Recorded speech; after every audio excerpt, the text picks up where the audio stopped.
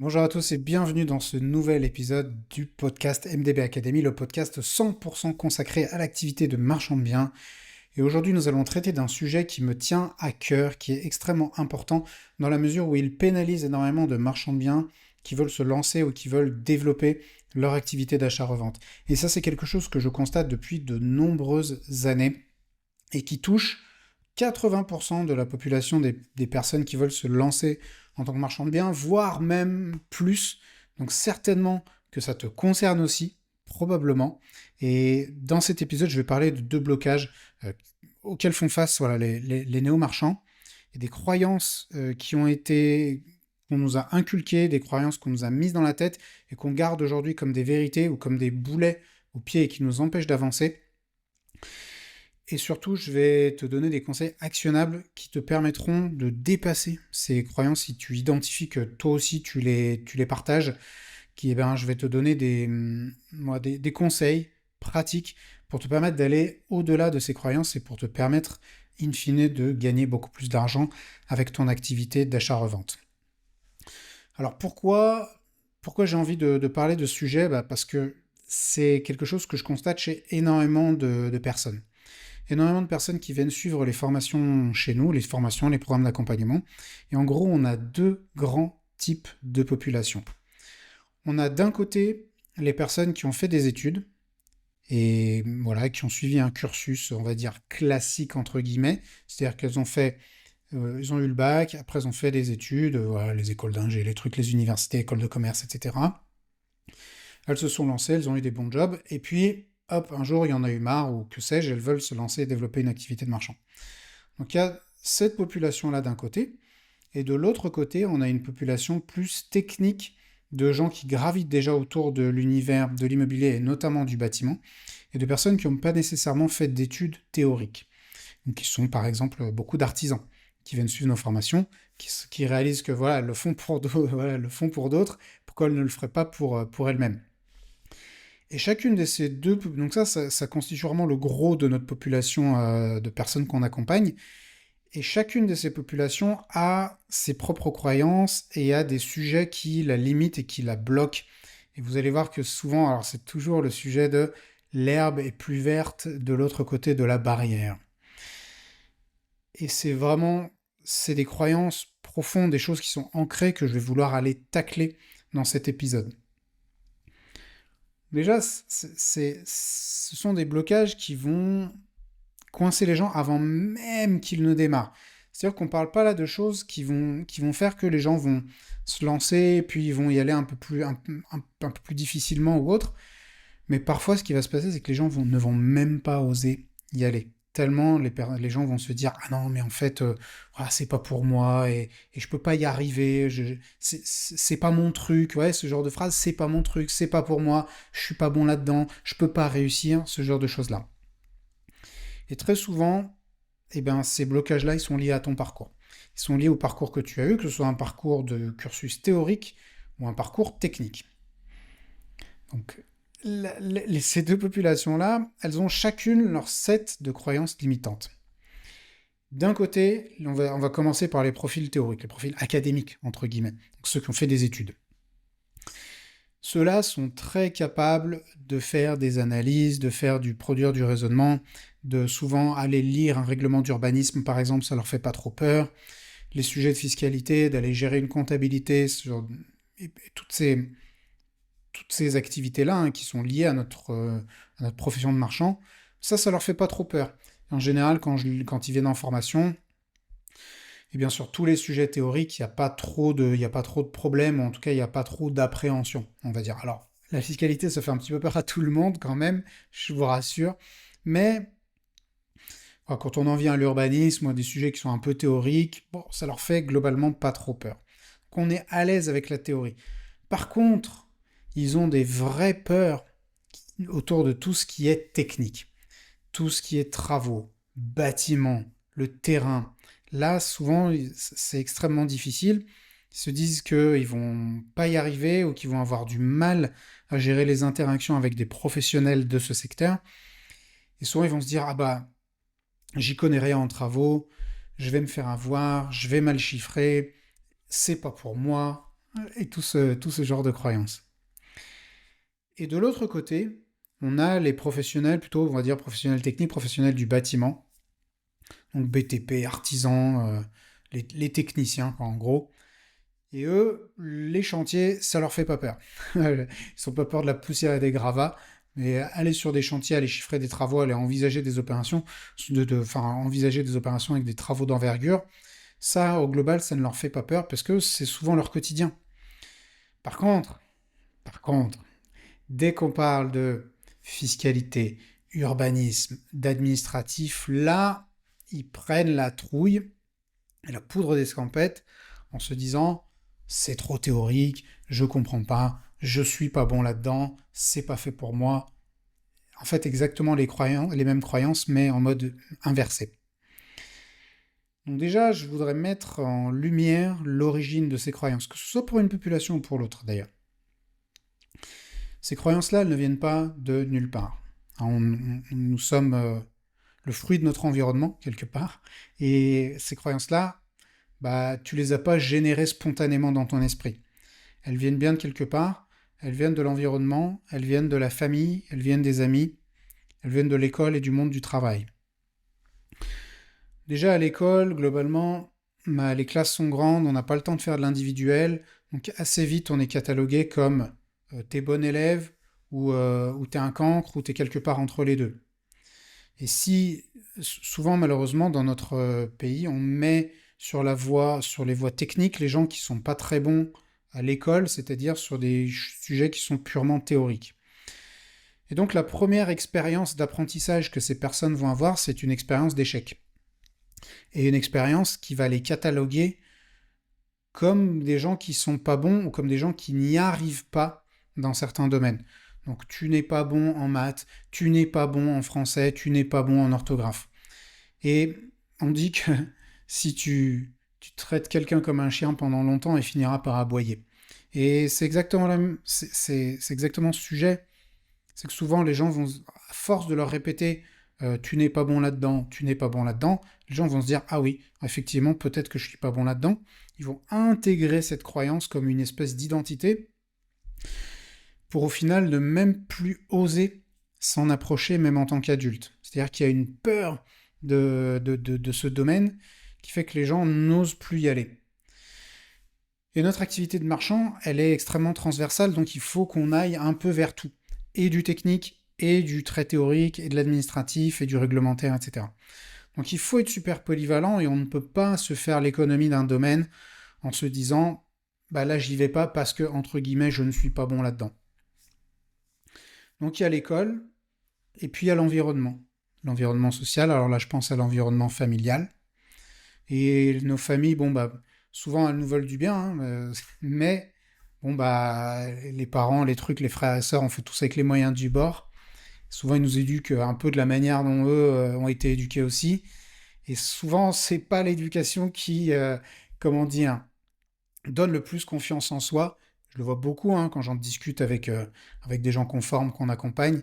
Ils sont pétris de croyances et de manque de confiance en eux qui souvent vient de l'environnement dans lequel ils ont évolué, dans lequel on leur a expliqué, on leur a fait croire que ils sont pas bons dans un domaine, ils sont bons dans l'autre, et puis faut pas qu'ils cherchent à trop regarder à gauche ou à droite parce que ils vont vite se tromper.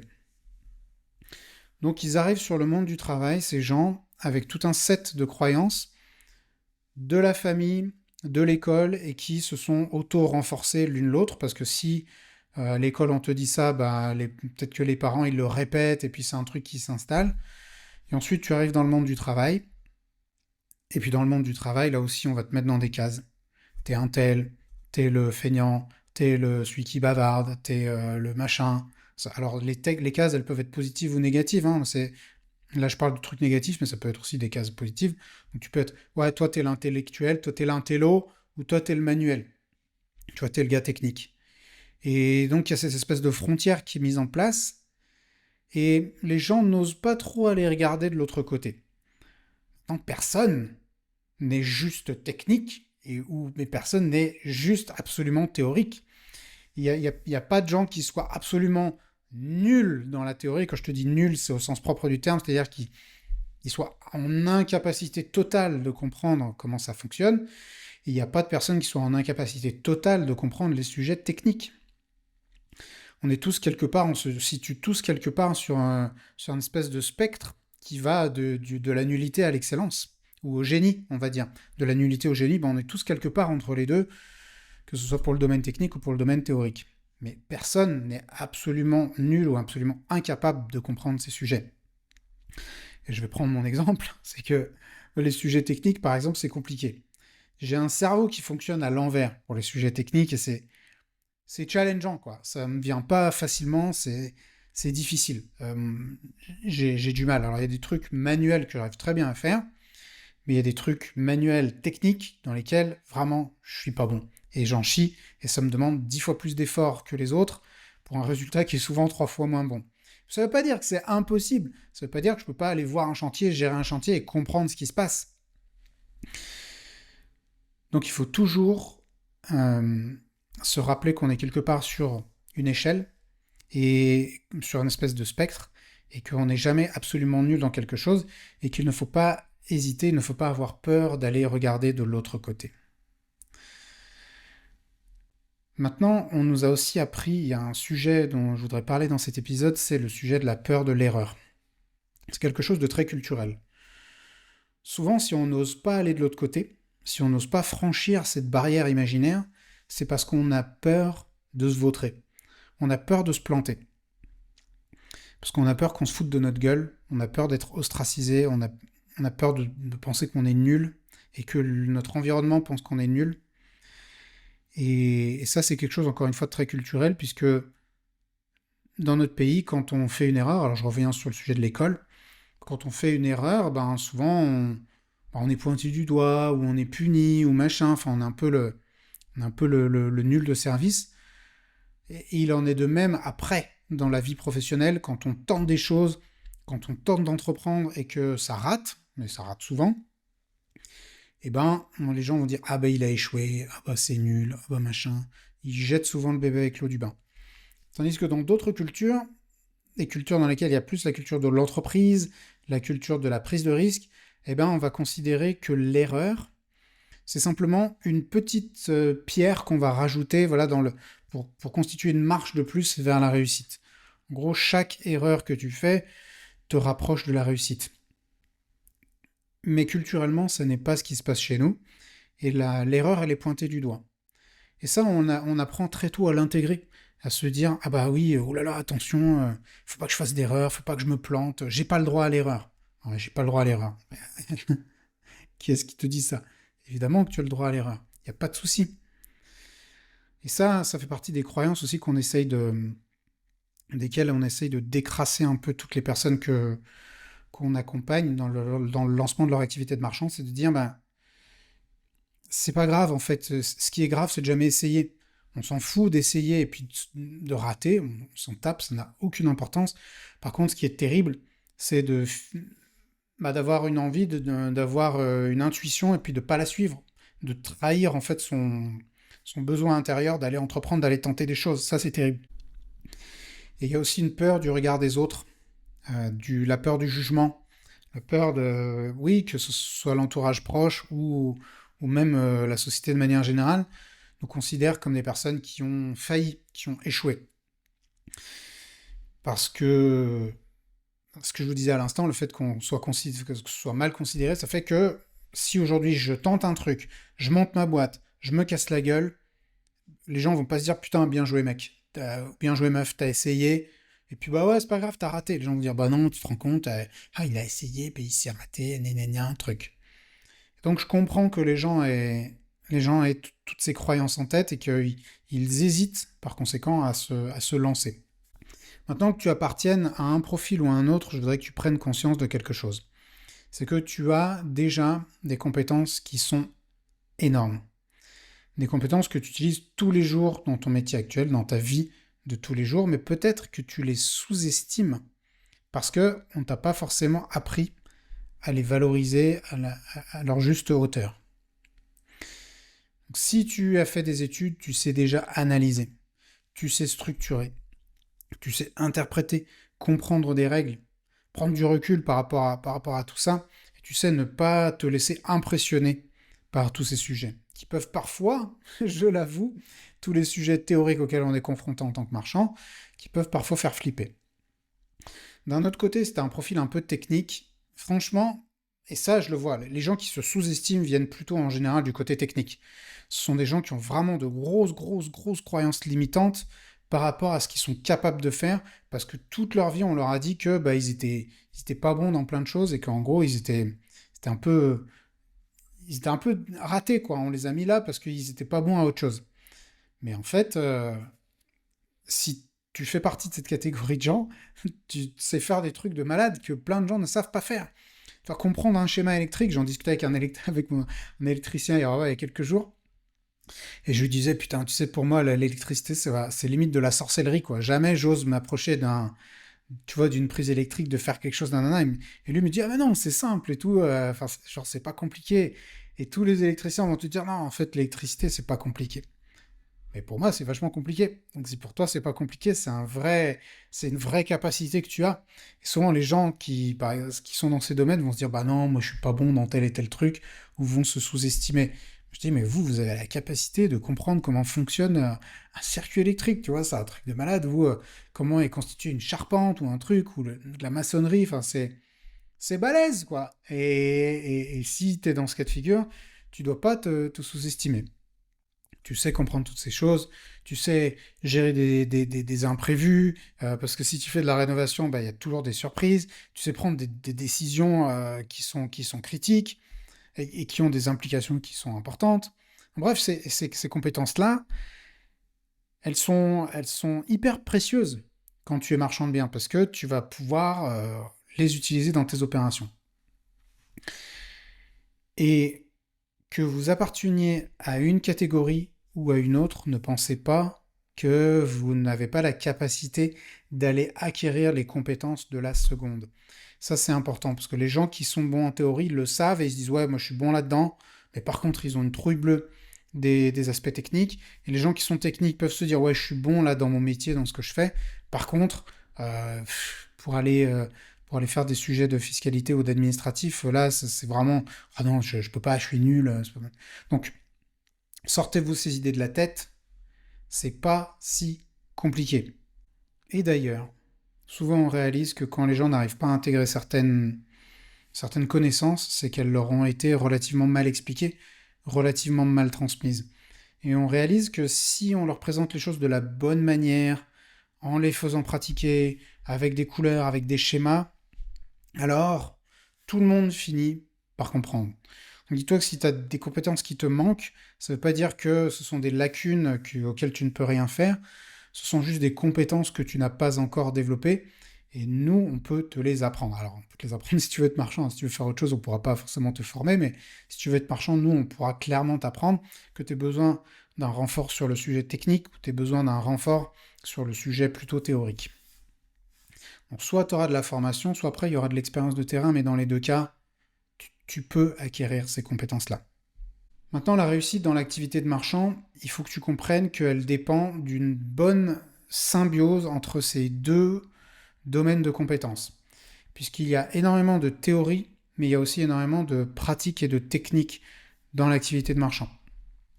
Tu vas devoir être un bon négociateur, tu vas devoir être un bon prospecteur, tu vas devoir savoir analyser un petit peu le règlement d'urbanisme, il faudra que tu saches quels travaux il faut mettre en œuvre, combien ça va à peu près coûter. Il va falloir ensuite que tu saches gérer le projet de ton opération de marchand de biens de A à Z.